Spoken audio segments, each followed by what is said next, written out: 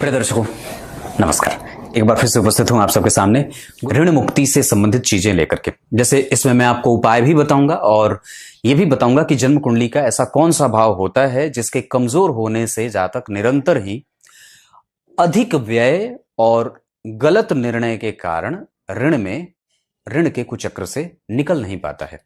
शुरू करते हैं आज का कार्यक्रम। कहीं नहीं जाना है, बिल्कुल बन के रहिएगा। सबसे पहले तो यही कहूंगा कि कार्यक्रम आप देख रहे हैं, झट से जय श्री कृष्णा और अपना डेट ऑफ बर्थ, टाइम और प्लेस जरूर लिखें।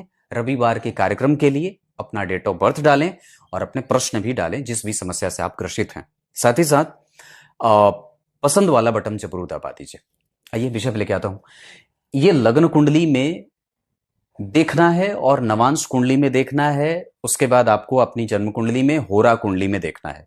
ये जो सूत्र मैं बताऊंगा ये आपको लग्न, नवांश और साथ ही साथ होरा चक्र में देखना है, क्योंकि होरा कुंडली वस्तुतः व्यक्ति के धनागमन के धन के स्थिरता को दिखाती है कि वो जातक उस दशा काल में या उस ग्रह के होरा में, जो वो ग्रह जिस होरा में बैठा है उसमें वो कितना धन कमा सकता है, या वो संपूर्ण जो उसके 24 घंटे का चक्र है वो धन से कितना संयुक्त रहने वाला है, धन का कितना वो प्रगाढ़ता उसकी कितनी है।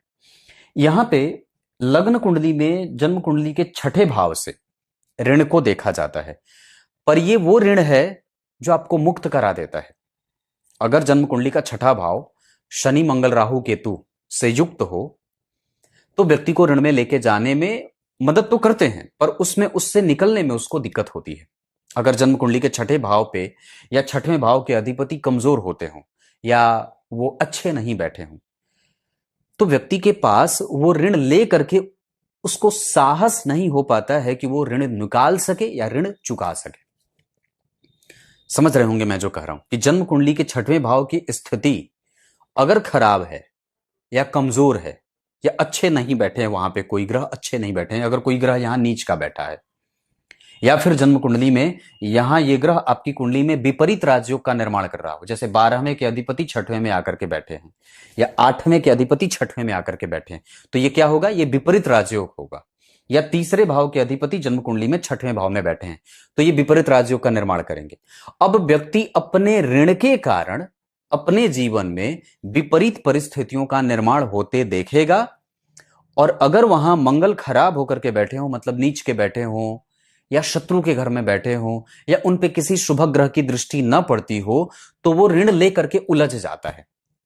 ये तो छठे भाव की बात है, जो आप लोग जानते हैं कि ये ऑब्स्टेकल का भाव होता है छठा भाव, और यहां से व्यक्ति ऋण के कुचक्र में फंसता हुआ देखा जाता है।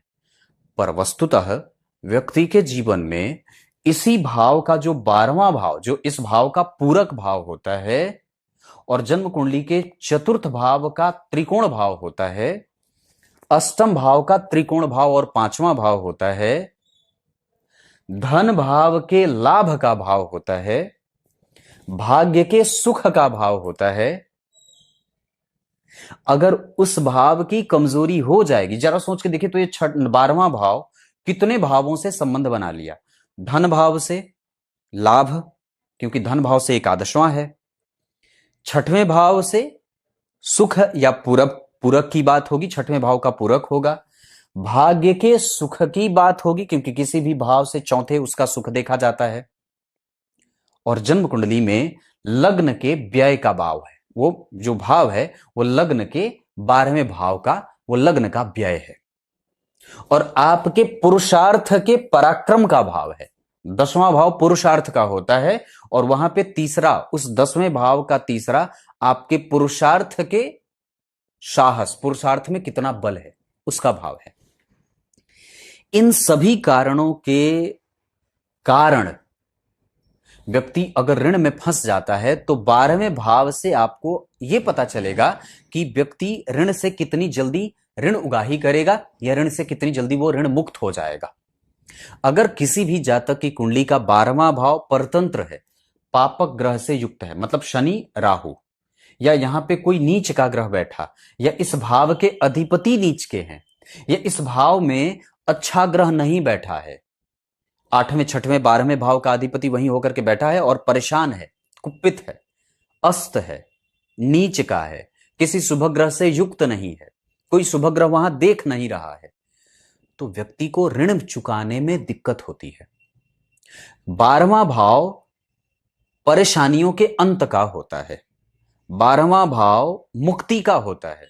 12वां भाव सर्वस्व का होता है, सुख का, सर्वस्व मतलब अब वहां से आपको कुछ भी बाकी नहीं है उस भाव से। वहां 12वां भाव आपके, मैंने बात बताई थी कि अगर जन्म कुंडली के 12वें भाव की स्थिति बहुत अच्छी बन रही हो तो व्यक्ति भगवान के चरणारविंद का दर्शन करता है। वो भगवान के दर्शन का कारण क्षेत्र है, वो मोक्ष का घर है ना, वो मोक्ष का घर है। चौथा, 8वां और 12वां ये मोक्ष के घर कहे जाते हैं। तो जन्म कुंडली का जो 12वां भाव है, अगर आपकी कुंडली में वहां पे शनि मंगल राहु केतु देख रहे हैं या वहां कुपित होकर के शनि मंगल एक साथ इकट्ठे बैठे हैं तो व्यक्ति कुचक्र में फंस जाता है। कोर्ट केस कचहरी से उसको कभी उड़ने ही नहीं होते देखा जाता। या साथ ही साथ अगर जन्म कुंडली के 12वें भाव की स्थिति बड़ी अच्छी नहीं बनी है तो आपको ऋण लेने से बचना चाहिए और कोशिश यह करना चाहिए कि आप कभी भी किसी का ऋण लेकर के मृत्यु को प्राप्त ना हो। ऋण लेकर के कभी मरना नहीं चाहिए, नहीं तो व्यक्ति को बहुत ही उलझा देती है। वो चीजें आपके 12वें भाव की स्थिति पुनर्जन्म को भी परिभाषित करके आपके 12वें भाव को कुपित करने के कारण अगले जन्म को भी परेशान करती है। यहां से आपके भाग्य का सुख देखा जाता है।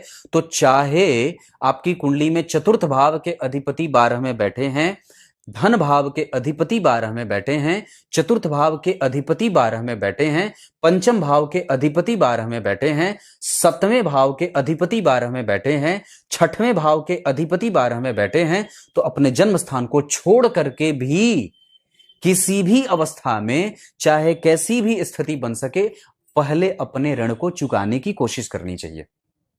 और अगर आपकी कुंडली का 12वां भाव मजबूत होकर के बैठा, जैसे मंगल उच्च के होकर के बैठ गए, स्वग्रही मंगल होकर के बैठ गए, स्वग्रही शनि बैठ गए, स्वग्रही शुक्र बैठ गए, और किसी भी स्थिति में अगर शनि 12वें भाव में बैठ गए तो आपको कोशिश ये करनी चाहिए कि आपके समाज का जो सबसे ऊंचा अधिकारी है उसे से संपर्क बना करके अपने धन को कैसे उगाही किया जाए ताकि ऋण की मुक्ति बन सके। 12वां भाव जो होता है ना, वो व्यक्ति को जिम्मेदारियों का एहसास कराता है।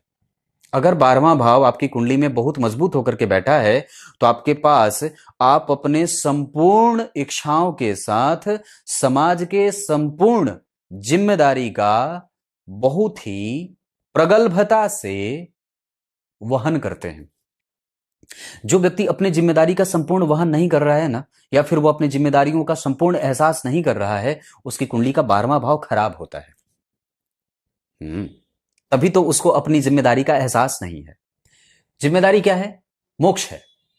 आपकी जिम्मेदारी वस्तुतः क्या है? मेरी जिम्मेदारी क्या है कि मैं परमात्मा का ध्यान सदैव करता रहूं, बहुत ज्यादा कुचक्र में न फंसूं। अगर जन्म कुंडली का 12वां भाव जिस व्यक्ति की कुंडली में मजबूती से बैठा होगा वो कभी भी ऋण लेने से डरता है, या वो ये नहीं चाहता है कि वो किसी का ऋण लेकर के मृत्यु को प्राप्त हो। मेरी और आपकी स्थिति क्या है? मेरा परम लक्ष्य क्या है? या किसी भी जो जीव है उसका परम लक्ष्य होता है ईश्वर के द्वारा बनाए गए दिनचर्या का पालन करता हुआ, उनके सद्गुणों का आह्वान करता हुआ, अपने जीवन पे उतारता हुआ उनके ही पास जाकर के समाहित हो जाए, उनके चरणों में जो है वो अपने प्राणों की वो कर दे। यही होता है मोक्ष जिसे कहते हैं ना। इच्छा, जिसमें कुछ भी इच्छा ना हो वही मोक्ष है। तो कहने का अर्थ है कि 12वां भाव मोक्ष का है। इसका अर्थ है कि व्यक्ति की कुछ भी इच्छा ना रहे। और अगर जन्म कुंडली का 12वां भाव संतुष्ट होता है, अच्छा होता है, तो व्यक्ति की इच्छा पूर्ति होती है, वो मोक्ष की गति को प्राप्त करता है और वो समाज के लिए सदैव ही जीवंत बना रहता है। मतलब अमर होकर के जाता है, वो मरता नहीं है। वो अपने जीवन में अपने कृत्यों के द्वारा समाज को बहुत सारी चीजें दे करके तब वो मृत्यु का ग्रहण मतलब मृत्यु का ग्रास बनता है। तो कहने का अर्थ है, अब बात ये रही कि चलो ये तो ऋण की बात रही। अब प्रश्न ये उठता है कि जब व्यक्ति ऋण में है तो उसे करना क्या चाहिए? तो सबसे पहले अपने जन्म कुंडली के लग्नेश और जन्म कुंडली के धन भाव के अधिपति की आराधना करनी चाहिए। और मैं तो समझता हूं कि न तो आपके पास जो पूजा करने की सामग्री लेके गए हैं भगवान उससे खुश होते हैं और न तो आपसे खुश होते हैं। वो किसी से खुश नहीं होते। जो सदैव एक जैसा रहता है वो परमात्मा है, और वो कभी किसी भी चीज से खुश और नाराज नहीं होता। वो तो बस आपके उस मनोभाव से अपने आप को प्रसन्न मात्र कर लेता है कि हाँ, इसने मेरी भक्ति की है, और दरअसल वो आप ही का किया हुआ मेहनत आपको देता है। आपके ही द्वारा जो चीजें की जाती हैं परमात्मा के लिए, उसका वो प्रतिफल देता है, उसका वो फल देता है। उसके भी वश में कुछ नहीं है, और कुछ भी उसके वश के बाहर नहीं है। तो भगवान, मेरे कहने का अर्थ सीधा है कि ऋण मुक्ति से बचने के लिए भगवान गणेश जी की आराधना बिल्कुल ही करनी चाहिए। जिसके लिए तो मैं इतनी बात कहूं कि संपूर्ण देवताओं को जब कोई भी कार्य शुद्धि करनी होती है तो वो सबसे पहले भगवान गणेश की आराधना करते हैं। यहां तक कि भगवान नारायण को भी जब सृष्टि के संरचना की बात आती है, जब वो कुछ भी करने चलते हैं, अपना अवतार ही उनको लेना होता है, तो वो सबसे पहले भगवान गणेश की ही आराधना करते हैं, उनकी ही तपस्या करते हैं। ये बात मैंने बहुत पहले भी कार्यक्रम में बताया था कि जब भगवान को बौद्धावतार लेना था तब भी उन्होंने भगवान गणेश की आराधना की थी, उनके लिए तपस्या की थी। तब जाकर के उनको भगवान गणेश का साक्षात दर्शन होता है, और उनसे गणेश जी पूछते हैं कि दुनिया आपकी आराधना करती है, आप मेरी आराधना क्यों कर रहे हैं? तो भगवान ने बात कही, नारायण ने बात कही कि मैं धरती पे जाकर के एक ऐसे धर्म की स्थापना करना चाहता हूं जो बिल्कुल ही सनातन धर्म की निंदा करेगा, जो वेदों की निंदा करेगा। और यह काम मेरे लिए बिल्कुल भी आसान नहीं होगा जब तक मैं आपकी आराधना करके और आपका वर प्राप्त करके धरती पे नहीं जाऊंगा। क्लियर है? इस वजह से अगर ऋण मुक्ति चाहते हैं तो साक्षात गणपति के शरण में आइए, उनकी ही आराधना से यह काम आपको निश्चित रूप से फलाफल दे देता है। निश्चित नहीं, मेरी बात 100% नहीं, मैं अगर कुछ भी अगर कह रहा हूं तो उनके ही कृपा के पात्र होने के कारण कह रहा हूं। मैं आपको अपना ही अनुभव बताऊं तो जब मैंने चतुर्थी का व्रत शुरू किया था, अपनी बात बताता हूं, जब मैंने चतुर्थी का व्रत शुरू किया था, चैनल शुरू करने से पहले की बात नहीं है, चैनल शुरू करने के बाद की बात है, तो मेरे पास संकल्प के 11 रुपए नहीं थे, संकल्प करने के 11 रुपए नहीं थे। इसका सीधा जीता जागता उदाहरण साक्षात मैं बन के खड़ा हूं। भगवान गणेश जी की जो व्यक्ति पूजा करता है सच्चे हृदय से, उनको ही राजा बनाता है और उनका दास बन जाता है। उसके पास किसी चीज की कमी नहीं रहती है, चाहे वो पुत्र हो, चाहे वो विद्या हो, चाहे वो धन हो, चाहे वो स्थिर लक्ष्मी हो, चाहे वो ऐश्वर्य हो, चाहे वो सुख हो, चाहे संतान हो, चाहे कुछ भी हो, वो सब चीज बिल्कुल ही समय पे देने की योग्यता रखते हैं।